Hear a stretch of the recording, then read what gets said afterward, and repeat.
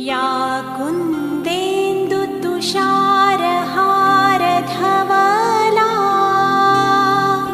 या शुभ्रवस्त्रावृता या वीणावरदण्डमण्डितकरा या श्वेतपद्मासना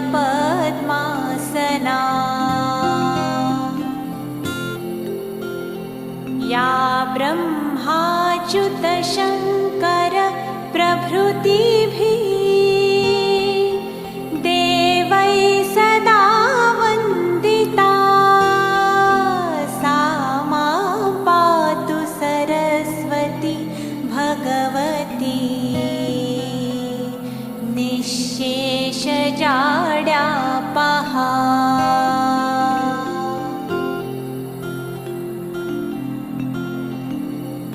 शुक्लां ब्रह्मविचारसारपरमाम् आद्यां जगद्व्यापिनीं वीणापुस्तकधारिणीमभयदां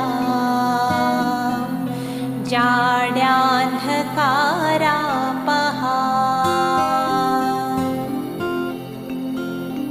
हस्ते स्फाटिकमालिकां विदधतीं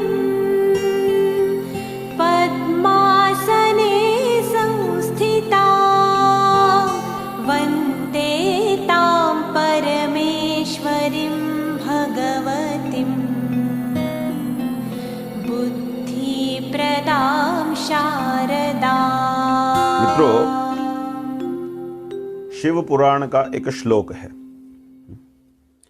इच्छेत परापकारम यह स तस्यैव भवेद् ध्रुवम इति मत्वापकारम नो कुर्यादन्यस्य पुरुषः। ये श्लोक क्या कहता है, इस पर जरा विचार करिएगा। जो दूसरे का अपकार करने की इच्छा करता है, निश्चय ही पहले उसका अपकार हो जाता है। ऐसा समझकर किसी दूसरे का अपकार न करे। तो देखिए, इस विषय में हम लोग यहाँ पर जो ये विषय आप लोगों के सामने उठाते हैं, तो इसमें हमारी भावना ये नहीं है कि हमने भाई किसी को नीचा दिखाना है या सबको बेवकूफ़ साबित करना है और स्वयं को बहुत महान दिखलाना है। ऐसी कोई भावना या धारणा हमारे मन में नहीं होती है। हम लोग ये सारी बातें यहाँ आकर के इसलिए कह रहे हैं कि जो धर्म का सही स्वरूप है वो समाज के सामने होना चाहिए। ठीक है, अपकार की भावना नहीं है। ऐसा नहीं है कि भाई कोई भगवान की कथा करने वाले भगवान के भक्त हैं या फिर धर्म के प्रचारक हैं तो हमने उन सबको बेवकूफ़ सिद्ध करना है या उनको हम कोई हानि पहुंचाना चाहते हैं। कृपा करके ऐसी भावना किसी के भी मन में नहीं होनी चाहिए। फिर देखिए, विशेष रूप से जो धर्म प्रचारक हैं उनके लिए तो ये विषय बड़ा रुचिकर होना चाहिए, क्योंकि ऐसा भी कोई विषय है यदि उनके संज्ञान में नहीं है तो उनको इसका लाभ लेना चाहिए। शिव पुराण में ही, श्री शिव महापुराण में रुद्र संहिता पार्वती खंड के अंदर कुछ एक श्लोक और मिलते हैं। वचनम त्रिविधम शैल लौकिके वैदिके पीच सर्वम जानाति शास्त्रज्ञो निर्मल ज्ञान चक्षुषा। ठीक है, असत्यम अहितम पश्चात सांप्रतम श्रुति सुंदरम। भगवान शंकर माता पार्वती से कहते हैं कि हे देवी, 3 प्रकार के वचन होते हैं, जो शास्त्रज्ञ हैं वे उन्हें जानते हैं। एक तो क्या, असत्यम, जो बात सत्य नहीं होती, अहितम, हितकर भी नहीं होती, हानिकारक होती है। ठीक है, और श्रुति सुंदरम, लेकिन सुनने में बड़ी मीठी लगती है। ठीक है, सोचिएगा, एक वाक्य किस प्रकार का है, जो झूठा है, ठीक है, फिर हितकर नहीं है लेकिन सुनने में बड़ा प्यारा लगता है। सुबुद्धिर वक्ति शत्रुर्हि हितम नैव कदाचन। जो शत्रु होता है वो ऐसे ही वाक्य बोलता है। शत्रु का लक्षण करते हुए शास्त्र कह रहा है झूठ बोलेगा और अहित की बात करेगा, लेकिन बोलेगा बड़ा मीठा मीठा, है ना। ऐसा लगेगा बड़ा प्रेम की बरसात करने में लगा हुआ है। ये शत्रु का लक्षण किया है शास्त्र ने। दूसरा वाक्य किस प्रकार का होता है वो भी जानिए। दूसरे वाक्य के लिए कहते हैं जो आरंभ में अप्रिय लगता है, अर्थात उस वाक्य को सुन रहे यार बड़ा कड़वा है, ऐसे नहीं, ऐसी ऐसी बातें मत कहिए, ऐसे नहीं होता, कड़वी लगती हैं, लेकिन परिणाम में सुखकारी होती है। पर अगर कोई बुद्धिमान व्यक्ति उन वाक्यों को मान ले, उन वाक्यों को स्वीकार कर ले, तो अपना ये संसार से उद्धार कर सकता है।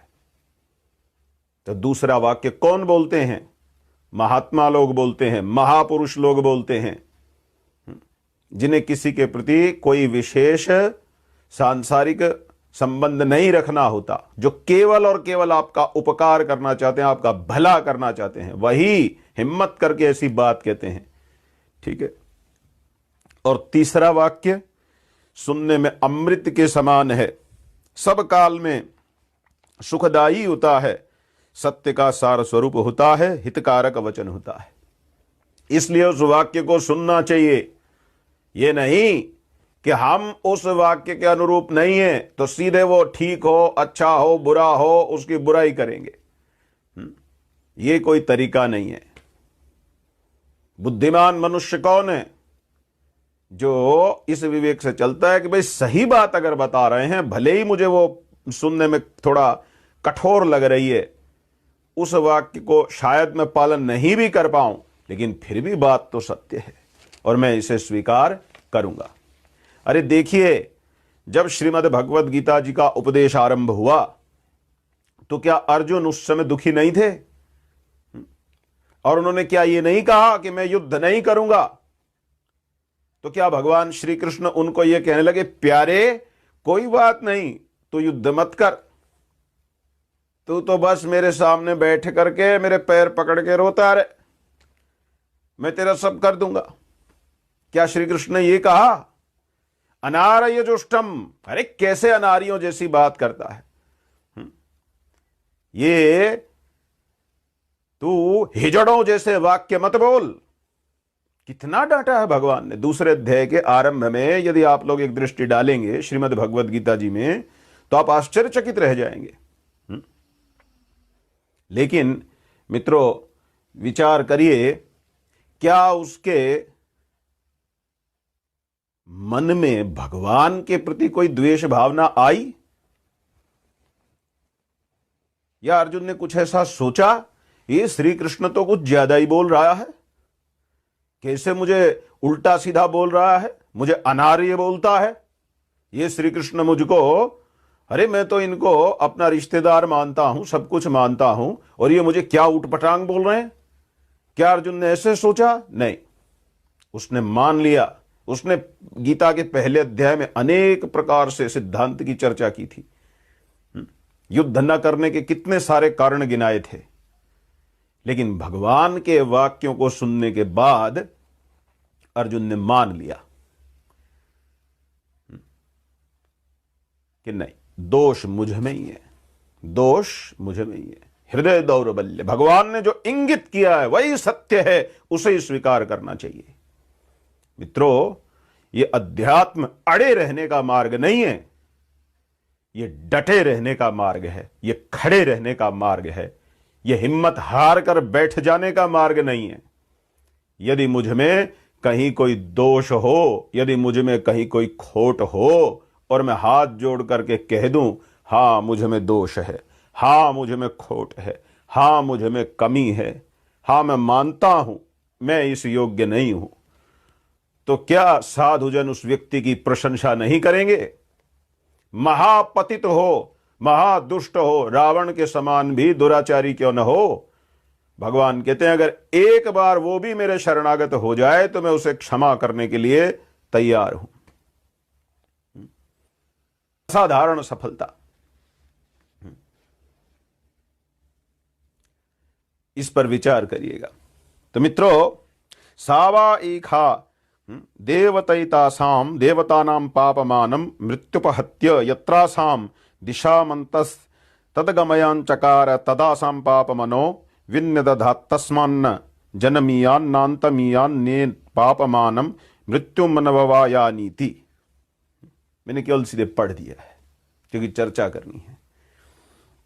देखिए, एक ऐतिहासिक घटना घटी कि हमारे वेदों के इस सिद्धांत पर हैदराबाद में एक महान शास्त्रार्थ संपन्न हो गया। खुद को बहुत बड़ा पंडित वर्य मानने वाले माधवाचार्य, यद्यपि वैष्णव संप्रदाय से थे, अड़ गए धर्म सम्राट स्वामी करपात्री जी के सामने कि नहीं नहीं, जहाज में बैठ के ऊपर से तो हवा में भले उड़ के अमेरिका चले जाइए, इंग्लैंड चले जाइए, कोई हानि की बात नहीं है। स्वामी जी ने तब विदेश यात्रा शास्त्रीय पक्ष इस नाम के अद्भुत ग्रंथ की रचना की। आजकल के लोग ये सोचते हैं कि भाई विदेश जाने में क्या हानि है। तो चलिए अब उस पर आते हैं गंभीरता से। बहुत भूमिका बन गई, सब लोग उपस्थित भी हो गए। देखिए, बृहदारण्यक उपनिषद के इस प्रथम अध्याय में तीसरे ब्राह्मण में 10वें मंत्र से पहले एक आख्यायिका सुनाई गई है। देवताओं ने वाग आदि जो देवता थे, इंद्र आदि देवों ने वाग आदि देवों से कहा कि भाई तुम एक काम करो, हमारे लिए उदगीत का गान करो, औदगात्र करो। क्यों? क्योंकि सृष्टि के आरंभ में देवता और असुर दो प्रकार के लोग थे। स्वाभाविक देव कम थे, असुर अधिक थे।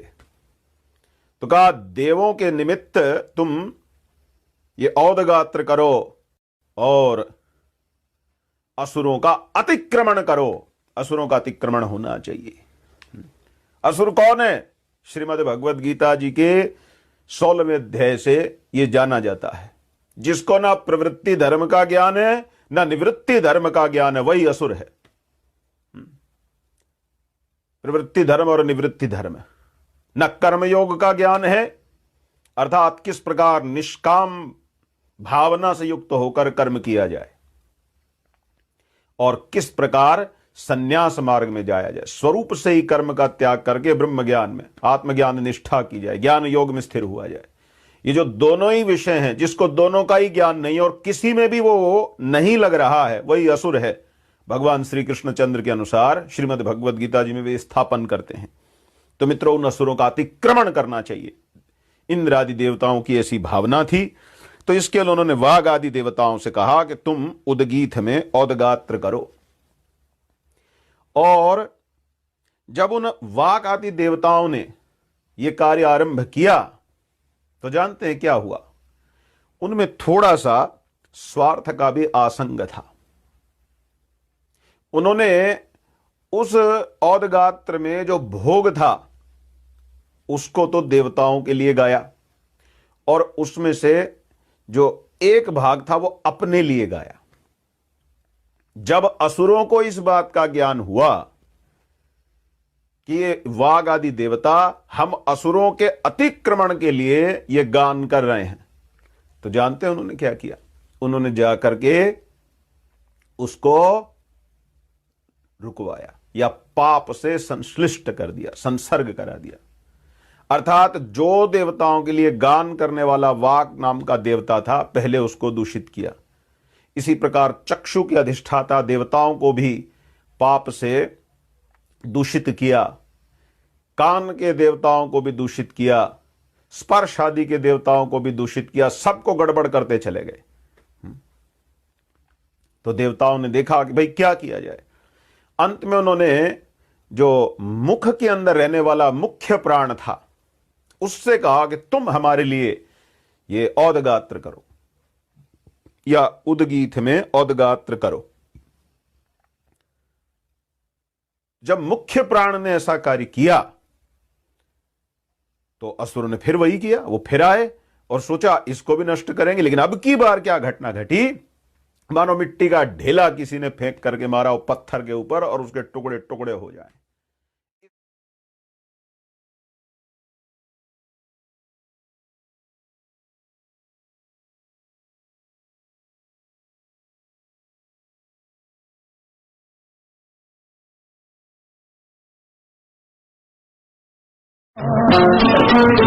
वो तेरी शक्ति अपार, तू तो लाया रे अकेला गंगा धरती पे उतार। हिम्मत ना हार, चल चला चल, अकेला चल चला चल, अकेला चल चला चल, अकेला चल।